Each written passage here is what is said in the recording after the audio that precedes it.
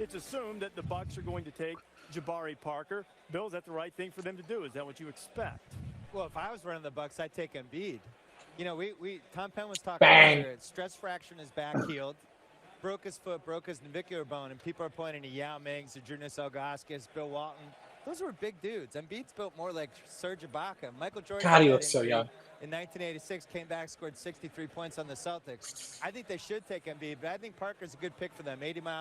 Grew up 80 miles from Milwaukee, hometown kid basically, so it's the right pick for them. With all things equal, I think Embiid is the best prospect. But for the Milwaukee Bucks at number 2, if they're not going to go big because of the injury concerns, you have to go Jabari Parker. He's from Chicago. He's going to get a lot of fan base. Because Jabari had injuries. Play, but more importantly, he's a 20-point scorer. They struggled getting the basketball in the hoop consistently last year. He could be a guy to come right in for Milwaukee and possibly average around 20 points. And somebody you build a franchise, the personality of the franchise around, he becomes an ambassador. I mean, think about the Bucks. Who have they ever had that's been that guy other than Ray Allen? They just haven't. This is before Giannis popped. Yeah. Excited. But yeah, I do take Embiid.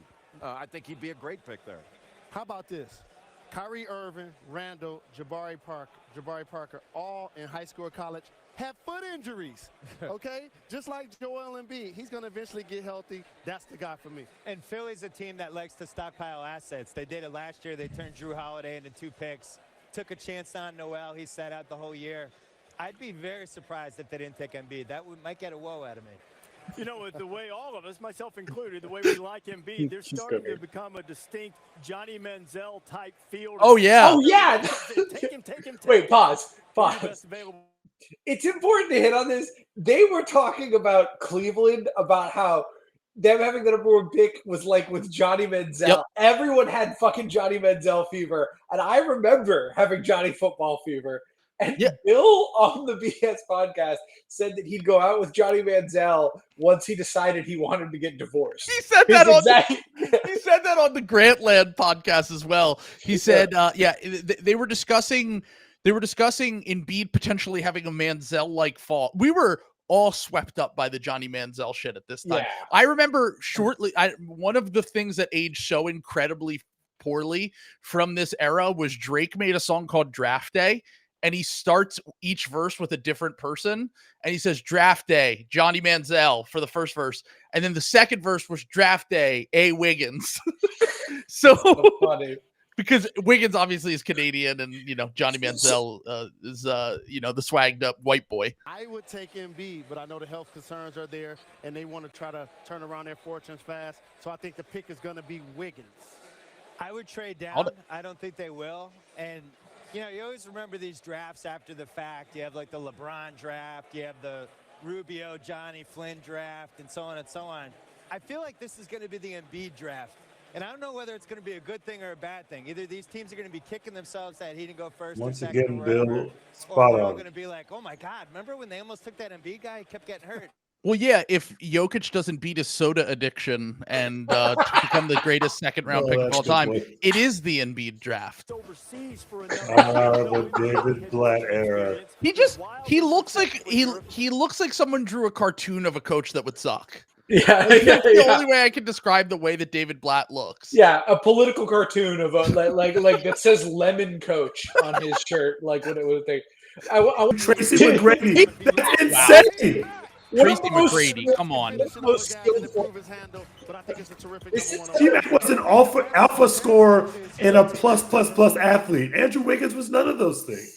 Yeah, this is bad. Although I guess the reason why you're making the Tracy McGrady comp was because young Tracy McGrady when he was Wiggins' age sucked and he was still raw.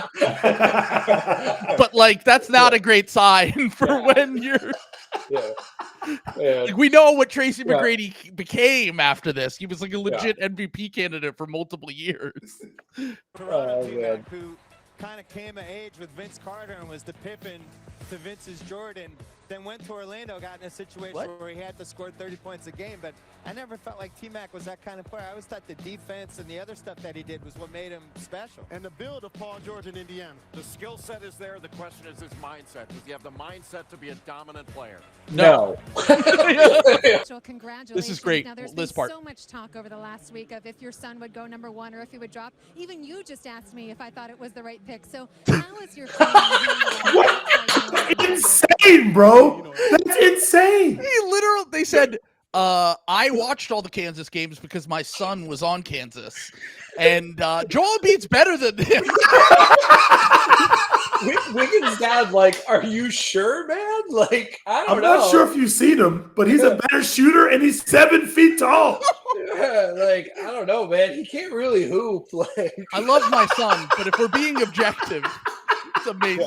Absolutely amazing. I can't believe he said that or she even brought it up. If I were him, I would have been like punching her leg. National TV about them. Why would you tell them that? I said off the record. This is a Larry David moment at the NBA draft. Yeah. Fucking That's really good. Oh, 7'1" Serge Ibaka.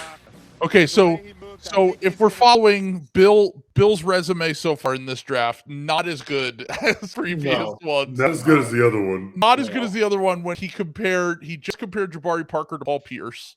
And then he turns around and he compares Joel Embiid to Serge Ibaka. He said he was 7'1" Serge Ibaka. And to be fair, Serge was really, really good. Like, it's not to say that, but obviously Joel surpasses even a 7'1" version of Serge pretty quickly, even early in his NBA career. Serge wasn't going to drop 70 on you ever. Never. No. God, Doug McDermott. That's a name I have not heard in many months. I like Tim Duncan, both the same size, 7 foot, 200. There we go, Jalen.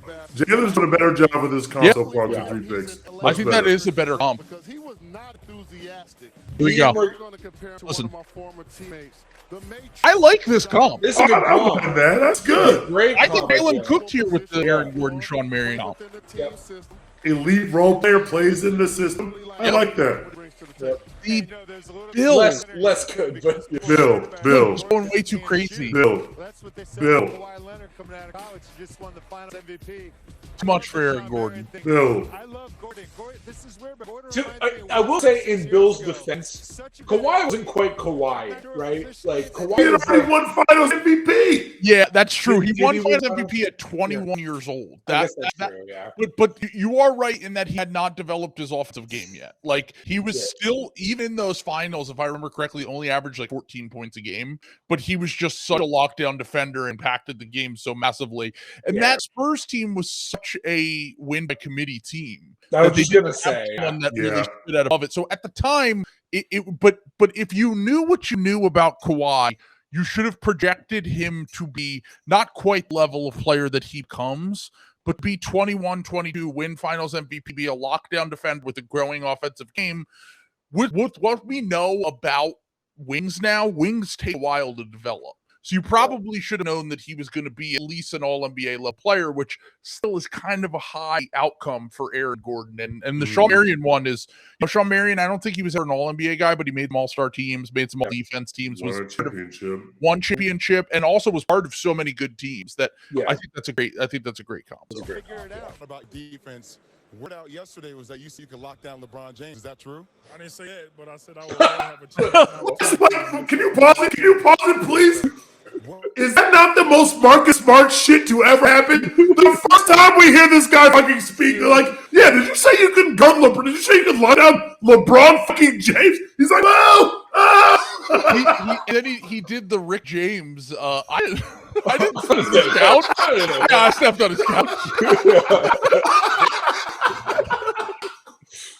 Draft these guys if you're the Kings. Like, the Kings, like, man, dude.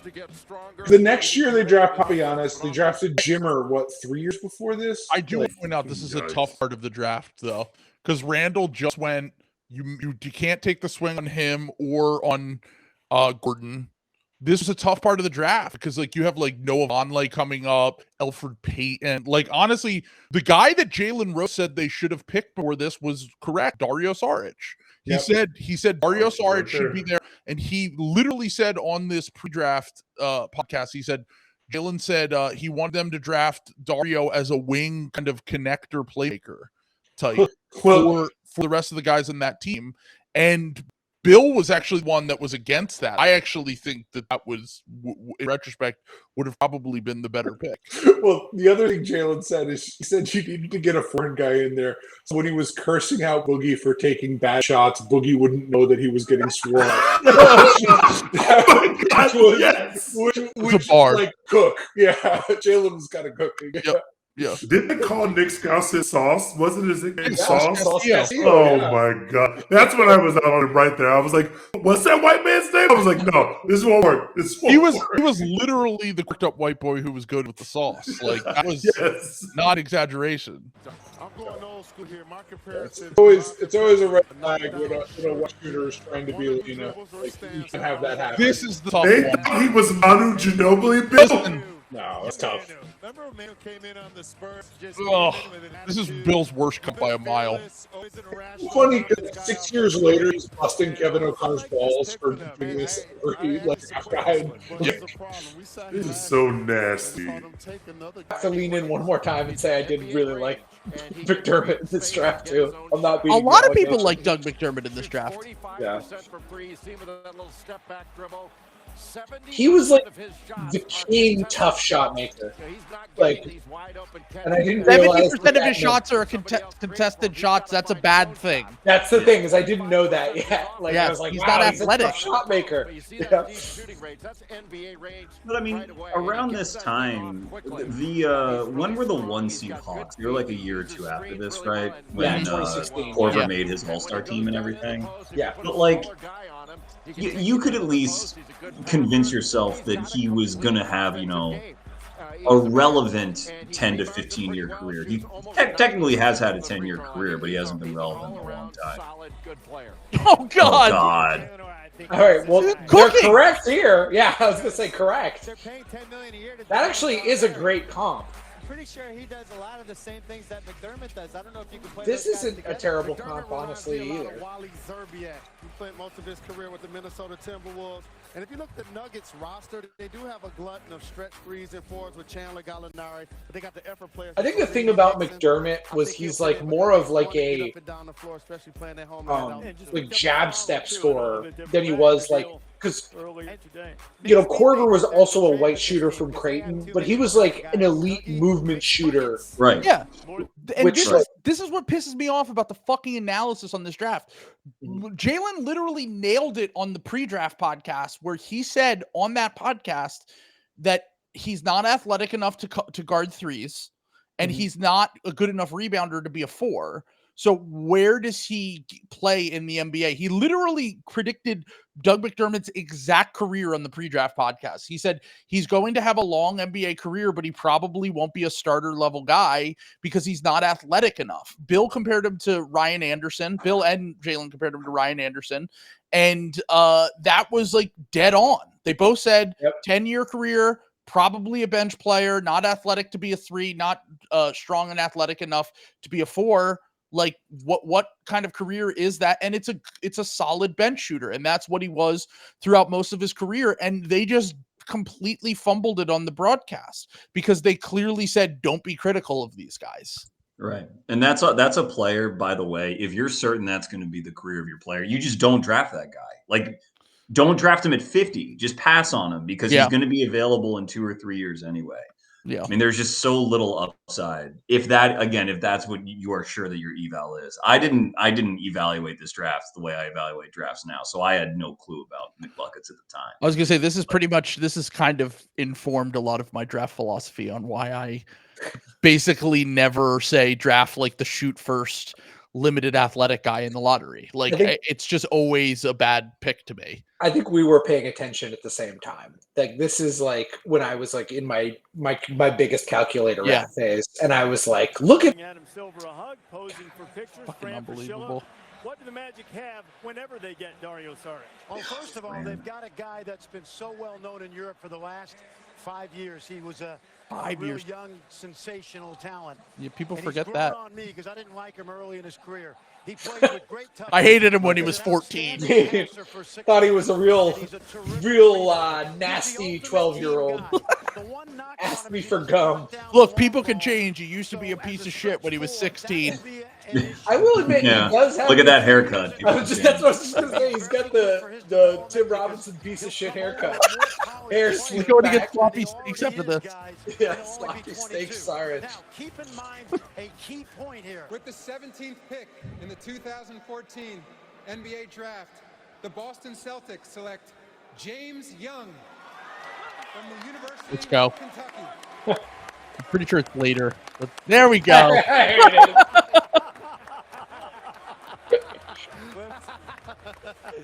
Oh, I like that pick. He's young very much. He is a Look at this film, dude. This was shot on a Game Boy Advance. I was gonna say, people who are listening, we're looking at 280p fucking picture of him playing basketball. That's why Giannis didn't get drafted higher. Yep. Because they didn't have high resolution. Listen. He's 2 years away from being 2 years away, and then we'll see. But he's a great athlete with. I mean, he looked decent at the Olympics. Yeah. Sao Paulo. And shout out to the Raptors. 10 years later, Ulrich Chomchi. Yeah, still taking swings. Still. What is Phoenix getting, and when can they expect to get it? When you talk about all those guys I described as futures and big guys that have to improve, this kid is a good basketball player right now. He was the Euro League's. And it's Bojan Bogdanovic. That is Bojan. That is Bojan. Oh my That is God. 100%. Bojan. They showed the highlights of Bojan? It's all Bojan. No way. No chance. No way. And this is how advanced we were with international scouting back in 2014. For those of you listening, we're looking at Bojan Bogdanovic highlights right now. This is incredible. Not Bogdan. It's not Bogdan. And then they switch back, and now it's Bogdan. Now it's He has morphed into another human. This is awesome. Incredible. I like this pick. I don't Man. succeed. All right, Detroit with a rare good pick here. They got impatient. You want to see him get stronger? Is he going to be consistent, or is he going to be what? With the 38th pick in the 2014 NBA Draft, the Detroit Pistons select Spencer Dinwiddie from the University. I like go, this Bill. pick a I lot. love that pick. Yeah. What is it prior to the knee injury did you like so much about Dinwiddie, Bill? Well, first of all, super talented, but I just like the confidence he has. Like reading the articles about him and stuff. This guy really believes he's one of the best players in the draft. I think when you're a point guard, That's you true. have to be a leader. You're the team psychiatrist. Like if you're doing Let's the job go. correctly, you're a whole bunch of things. And it seems like this kid just Alpha has the team it factor for that psychiatrist. position. Well, you said Here's Denver. They go to commercial literally right before the Jokic pick. They don't even show it 14 NBA draft. NBA because they edited out commercials. We don't even get to see it. God, what cowards. Herzegovina, so Denver going for the international players, and Nick Johnson Trying to make a Arizona Yugoslavian Player team. of the year, just selected by Houston. and a terrific athlete. Nick Johnson, very good. They literally don't say a thing about Jokic. Amazing. Amazing that they just completely skip over. I don't think they say a single thing about him on the. He might be the only player that they don't talk about on the broadcast. Because most of these guys, like either like the international guys that went in the first round, they would have a segment for them. Yeah. And then in the second round, if you're getting selected in this range, if you're a college guy, Jay Billis will know who you are. But they don't pull Fran in, so they literally just completely skip over Jokic. Yeah, the only other international guy that's taken in the second round at this point is Damian Ingles, who's like the 31st pick. And so I don't think they were a commercial like for him or anything. So yeah. Incredible that Jokic is the only player that they basically don't talk about in this draft.